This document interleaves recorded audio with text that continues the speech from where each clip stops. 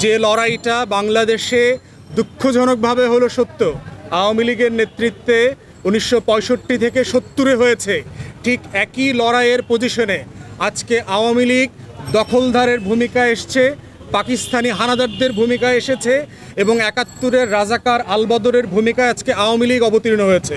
অতএব আমরা একটা পরাধীন রাষ্ট্রে পরিণত হয়েছি, আমাদের স্বাধীনতা সার্বভৌমত্ব হারিয়েছি, আমাদের গণতন্ত্র হারিয়েছি।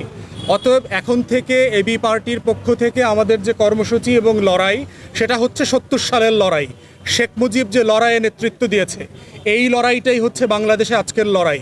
আমাদের স্বাধীনতা পুনরুদ্ধারের লড়াই, সার্বভৌমত্ব পুনরুদ্ধারের লড়াই, গণতন্ত্র, ভোটের এবং ভাতের অধিকার পুনরুদ্ধারের লড়াই।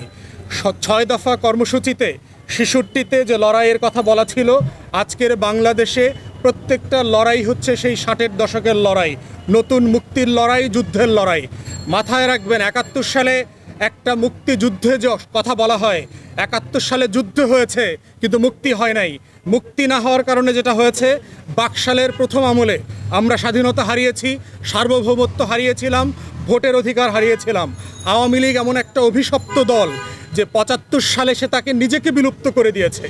এই রকম একটা অভিশপ্ত দলের নাম হচ্ছে আওয়ামী লীগ, এবং আওয়ামী লীগ অফিসিয়ালি বাকশাল কায়েম করে ফেলেছে শুধুমাত্র উচ্চারণ করা ছাড়া।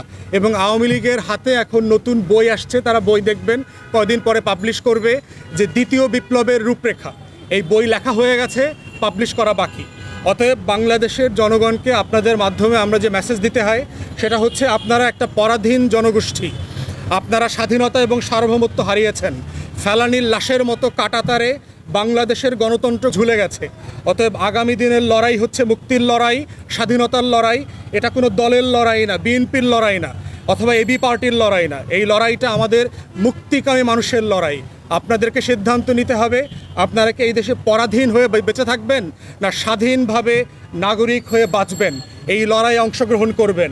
যদি মনে করে থাকেন ফেসবুকে সোফায় বসে 2টা লাইক দিয়ে আর 1-2টা মিছিলের ছবি ভিডিও শেয়ার করে আপনারা এই মুক্তির লড়াইয়ে অংশগ্রহণ করবেন, বোকার স্বর্গে বাস করছেন। পৃথিবীর মুক্তিকামী মানুষের লড়াইয়ের ইতিহাস পড়েন।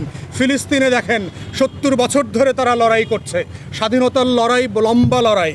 এবং আপনার এই লড়াই কোনো বিদেশি শক্তি এসে করে দিয়ে যাবে না।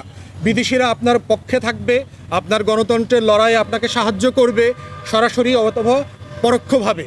কিন্তু রাস্তার যে লড়াই, রাজপথের লড়াই, এটাকে আমাকে, আপনাকে, সবাই মিলে আগামী বছরগুলোতে করতে হবে, যতদিন না পর্যন্ত আমাদের সেই মুক্তি অর্জিত হয়, স্বাধীনতা সার্বভৌমত্ব ফিরে আসে এবং গণতন্ত্র, ভোটাধিকার ফিরে আসে।